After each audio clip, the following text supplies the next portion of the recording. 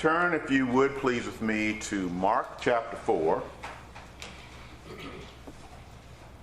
Mark chapter 4.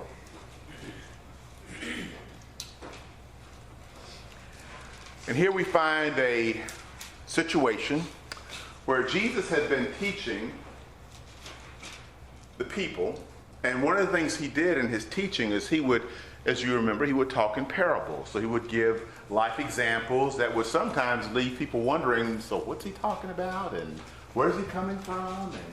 And he would share with them the things of God, but he would give it to them in a way that was really kind of related to their normal life circumstances, hoping from that they would get it. Well, sure enough, many times would they not get it, but his disciples the same way. They would not get it either. In fact, if you go back and look, for example, when you get a chance in Mark chapter 4, and he's telling them about the parable of sowing the seed, and then they said, we don't understand. And so he goes, let me explain this to you. Let me help you understand what I'm trying to say to you. And so he was being very patient, and he was teaching them. But I want to go to verse 35. Because in verse 35, we find that the situation shifts from where Jesus had been teaching them life lessons. He'd been working very patiently to make sure that it was clear to them, something they would understand. But then he gave them an opportunity to put what they were learning into practice. I wish that I could tell you that we learn the things of God through comfortable situations. But most of the time, that's not true. If you remember last week, we talked about King Josiah. Remember him? We talked about how Jehoshaphat, how he was a man after God's heart. He'd been teaching the people, hadn't he? And all of a sudden, what happened out of nowhere? Calamity came. And he had to make a decision on how he was going to respond in the circumstances he'd been confronted with. And he chose to do the things he'd been taught. Here we find now the disciples. They were with Jesus. He'd been teaching. And he says to them, let's get together in the boat. And we're going to go now to the other side of the lake. Can you imagine? They had a great day with him. They thought they were finally learning the things he wanted them to understand. And now we get to go and be with Jesus all by ourselves. And we're going to go on this trip across the lake. Can't you see the excitement? We're ready for this. Let's go. We've had a great day and we're special pups because we get to be with him by ourselves. Do you ever feel like a special pup? Verse 35. Mark chapter 4. That day, when evening came, he said to his disciples, let's go to the other side. Don't miss that. There was a destination. Don't miss that. Did you know that God has a destination for you? Hold that. Verse 36. Leaving the crowd behind, they took him along just as he was in the boat. So here they go. We're striking off. We're going across. We're all happy. There were other boats with him as well. And then verse 37. Don't miss this. They were with Jesus. They were in his will. And they were in his presence. Don't miss that. They were in his will. And they were in his presence. They were what? Like Jehoshaphat. They were doing the what? Right thing. Please don't miss that. Verse 37. A furious squall comes up. The actual Greek calls it a lilac. It was a terrible storm. We're not talking drizzle here. We're not talking just a little bit of lightning. We're talking gale force winds, waves that were coming over into the boat. And it's interesting that just how last week when we talked about King Jehoshaphat, how the army came kind of out of where? Nowhere. Isn't it not interesting the same thing this time? All of a sudden the storm comes. Think about it. When they were getting in the boat to go onto the lake, there was no talk about a storm. Would you not think the disciples would have said, Jesus, are you sure we should cross this lake because we see dark clouds? So that means that everything was right for the journey. But then out of nowhere, a storm that's overwhelming. Sounds like that army that nobody could count coming was upon them. You ever been there? Where to the best of your ability, you're not perfect, but to the best of your ability, you're trying to do the right thing the right way. And out of nowhere, something comes into your life that's more than you can handle on your own. Here's what's interesting. Don't forget who these men were. They were fishermen. They were used to storms. They were used to being on a boat. They had seen this kind of thing before. So surely they're okay with the circumstances, right? Well, let's see. So we go on and says here, this furious squall comes up. The waves broke over the boat so that it nearly swamped them. Jesus was in the stern, sleeping, don't miss this, on a cushion. Now let's understand this.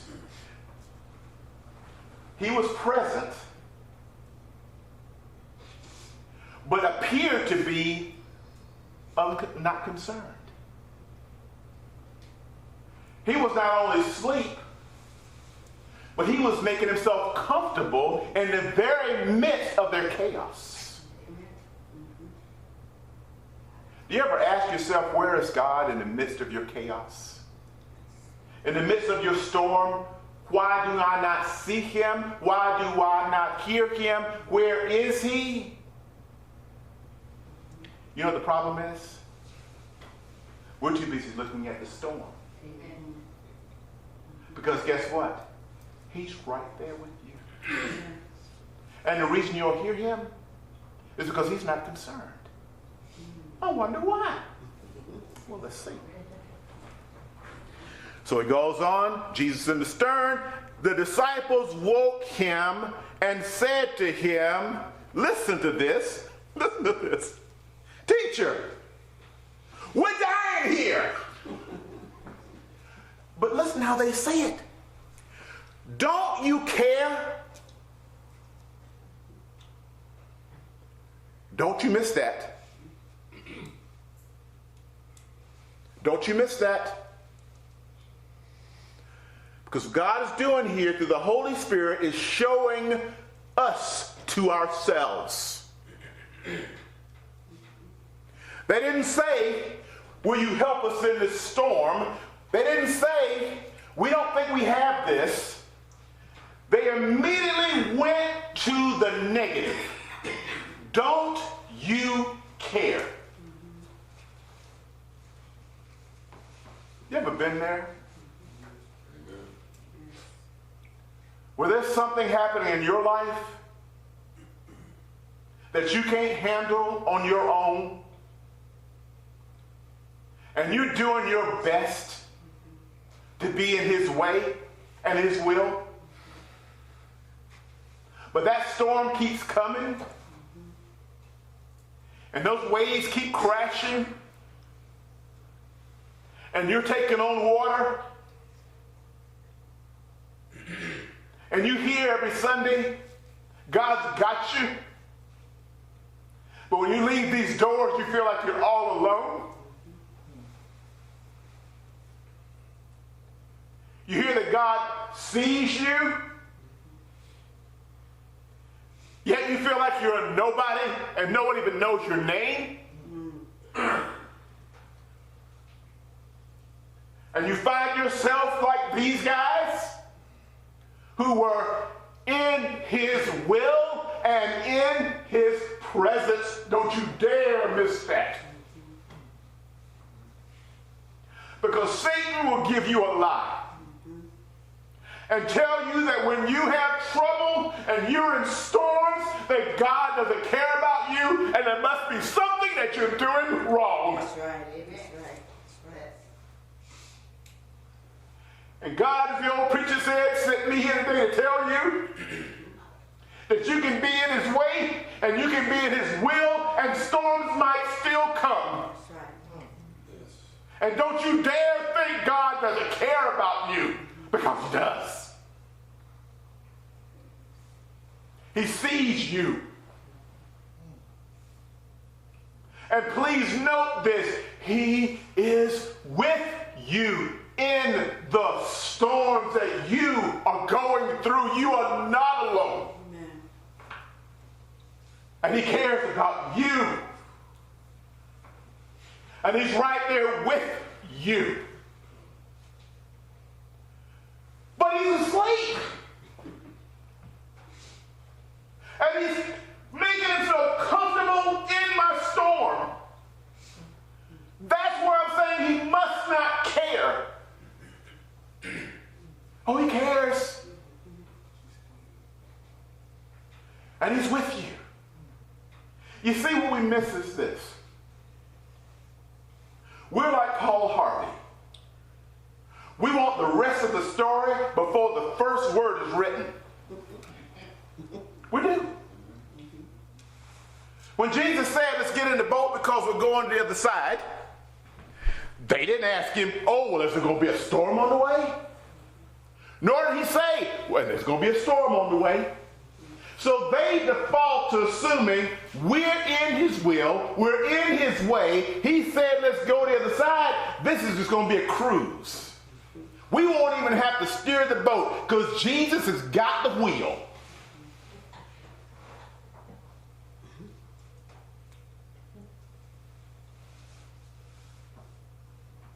No. He just said, let's go to the other side. He didn't talk about how the journey would be to get there. That's right. That's right. Because the point is this, not the journey, but the presence and the provisions that are being made for you as you go. So what happens here? Verse 39. I love this.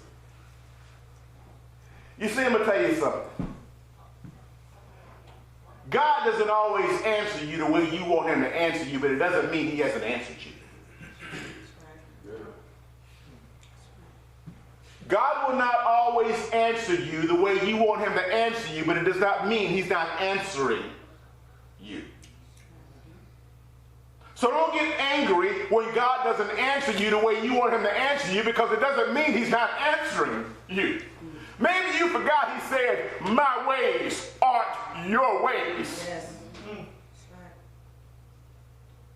Maybe you just forgot that, you know? He doesn't work the way you work, but it doesn't mean he's not working. Maybe you forgot that. I forget that.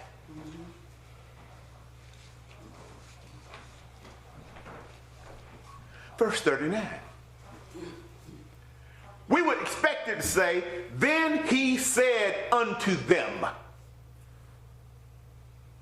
It doesn't say that.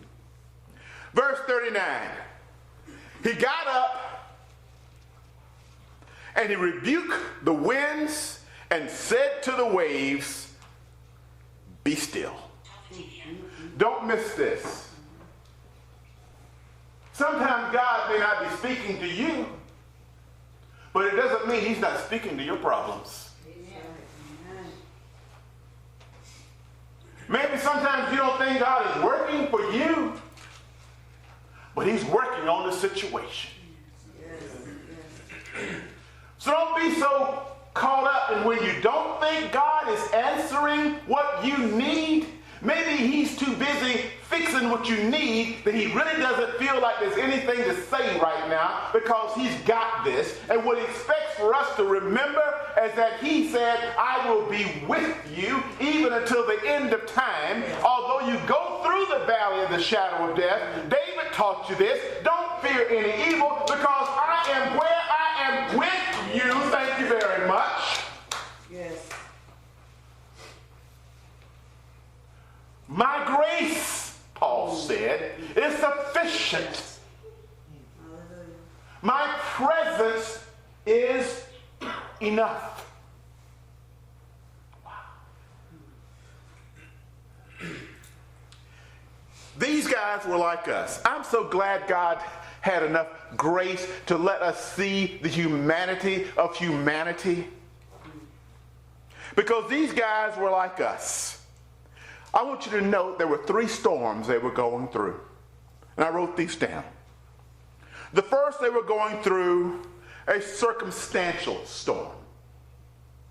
It was a situation that they could not fix. You ever been there? Did you realize that most of the time when you say, Jesus, don't you care? The reason you're saying that is because it was something you tried to fix yourself and you couldn't get it done? These were fishermen. They normally knew how to handle storms.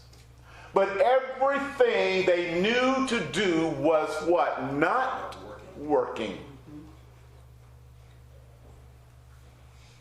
Next, they were in a fearful storm. They were afraid. You ever been there?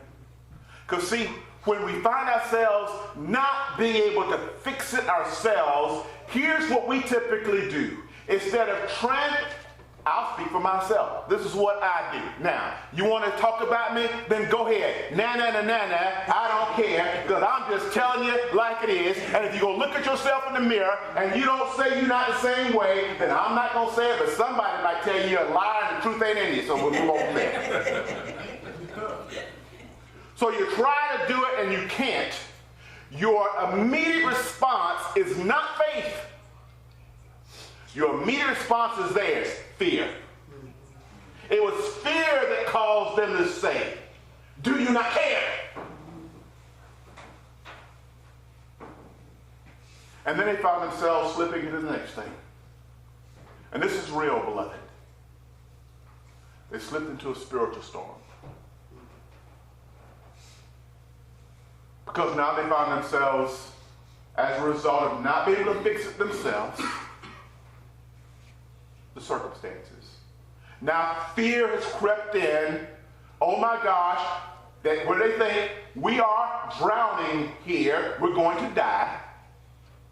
There's a term. Go look this up when you get a chance. Listen to it carefully. Awfulizing. Awful? Awfulizing. Awfulizing is a true condition. That is, oh my gosh, Becky, okay? It's like the world is going to end. Dude, it's just raining. No, it's going to flood because it happened with Noah, and it's going, dude, it's just rain. No, rain can lead to flood, and we're going to die. No, it's called get an umbrella. It's going to be all right. Awfulizing is to take something and just take it to the nth degree of we're done. It's called awfulizing something. But what happens if we aren't careful is now a spiritual battle comes in. Because all of a sudden then we begin to hear the voice of the enemy. If God cared for you, this would not be happening. If you'd be more holy, if you would do more, if you, then this, no. No. You keep calling out and you keep remembering God is with you. Here's the problem. It's not that God's not working. You're forgetting that he doesn't work the way you do. This is humbling. This is for me. This is not for you. This is for me. I have learned, this is for Bruce, so don't walk away saying, I'm not saying anything about me. I have learned, and I don't like it. I'm not looking forward to it. I don't want it. This is for me, not talking about you. God gives me calamity to remind me that he is. Yes. Now, I'm not saying that's for you. I'm not saying don't walk out and say, oh, Pastor said, I'm going through all this right now because God, I'm talking about me. All I'm saying is every testimony I have come from where I was to the point where I didn't have any idea what I was going to do. And then finally I got to where I cried out and God did something that is beyond even believing myself. I'm just talking about me here. So maybe it's not for you, but maybe sometime it might be for you. Maybe I'm not saying it is. That God will use what you think is a calamity to show you that he is for you, not against you, and he's going to give you a testimony that will allow you to shout from the rooftop what God has done for you. Why do you think the psalmist said, let the redeemed of the Lord say so? Why do you think they were saying that? Because they had been redeemed. That's right. And I don't like this, beloved, and I'm not saying it's for you. You say, I want to make sure. God will allow storms to show you that he is the way maker. Yes. Yes. Because if there wasn't a storm, you wouldn't need him to make a way. You'd have it.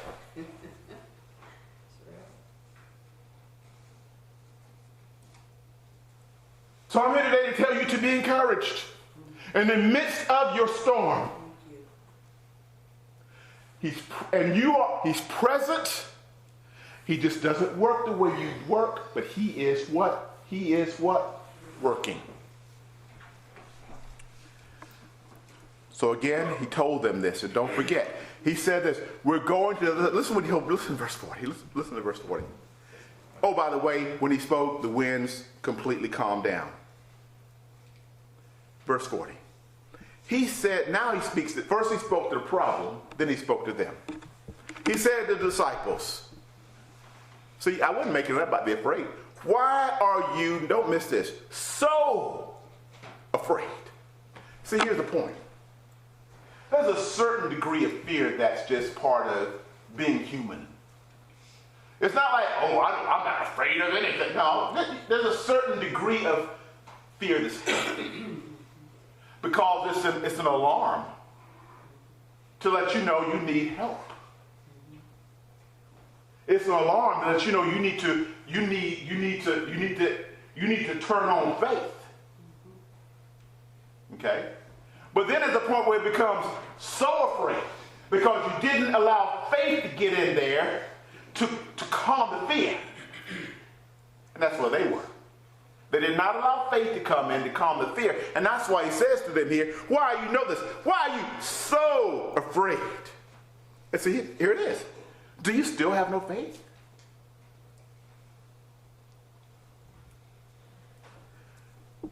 You ever been there? Verse 41. They were terrified. And they asked each other, now, please help me here. Who is this?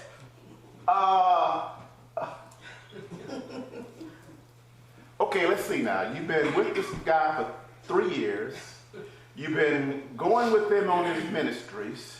You watched him feed 5,000. Really, it's more than 5,000 because there were women and children. So this is going to say it's like 20,000. You watched him turn water into wine. You saw him like tell Lazarus to come forth out of the grave. But you want to know who he is. Who is this? What's the difference? It's one thing when you see God doing something miraculous in someone else's life. It's a whole nother deal when you see him doing it in yours. Amen. Yes, that's right. You will, I will, no one will ever really know how great he is until he has done great things in our own lives. It's a whole nother level. It's that's what really makes you a believer. When you go through it for yourself.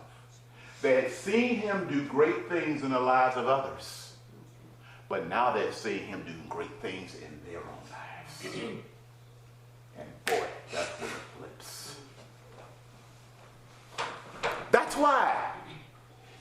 Listen, they have the pews for me. I go sit in the pew and talk to me. Bruce, this is why you can come to church and you can see people have all these great testimonies of good things going in life, and you can look at them and say, why did it happen to them and not happen to me? Why did I see the same thing? All I'm doing is walking out of here and finding myself in a storm.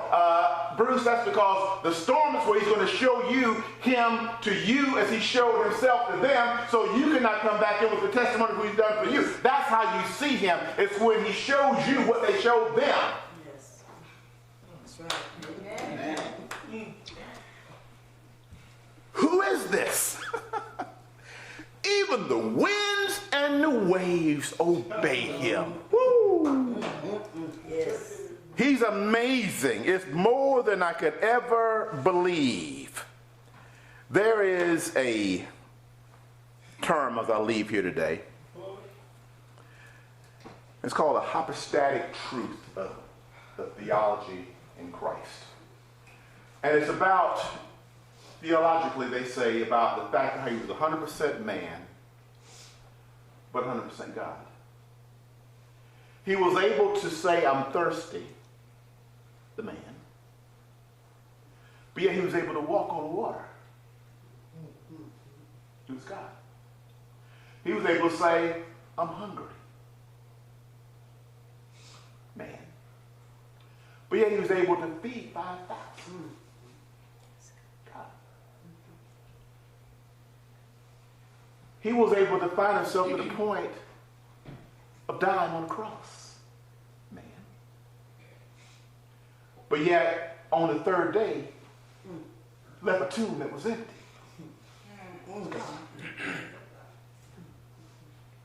So why does that matter? Because although he's God that does great things in your life, don't you miss this? He feels your pain. Yes.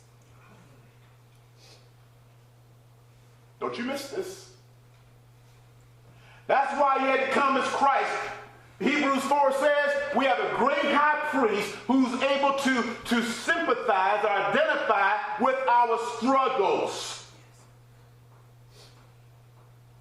He feels your pain. He feels your pain. And he will deliver you through the pain that you feel together. Don't you miss that. I'll leave you with the most, here's my parable. As we go. I don't know this, and you're going to see why I'm saying this. A woman, dude, really? Yeah, really. I mean, here's just an example. I'm not like talking to myself. They say you can talk to yourself as long as you don't answer, but that's another story. A woman is about to have a baby. She's expecting. And she needs to find a gynecologist to go to. They say, I don't know, because I'm not a woman, that there's something special about a woman who's expecting to have a gynecologist who's a woman that's had children. Because if you go to a man, I don't know about this stuff, I've never had a baby.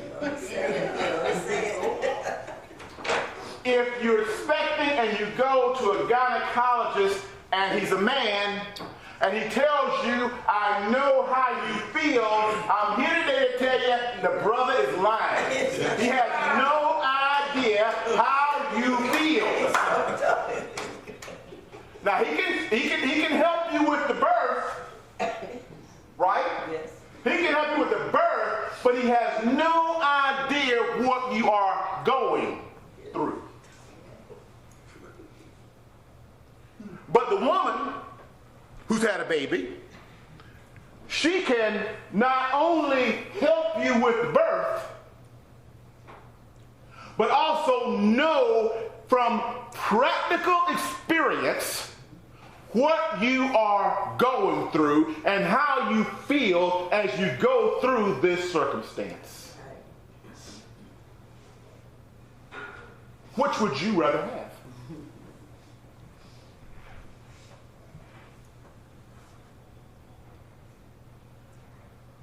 Jesus understands what you are going through because he has experienced loss. He experienced rejection. He experienced pain. He experienced his best friends turning his back on him. He experienced betrayal. He experienced those things. But yet he also was able to fix and overcome the things that he experienced. He knows what you're going through. He cares. And he is the one who can make it for you. Don't forget this. Oh, and by the way, the rest of the story is they made it.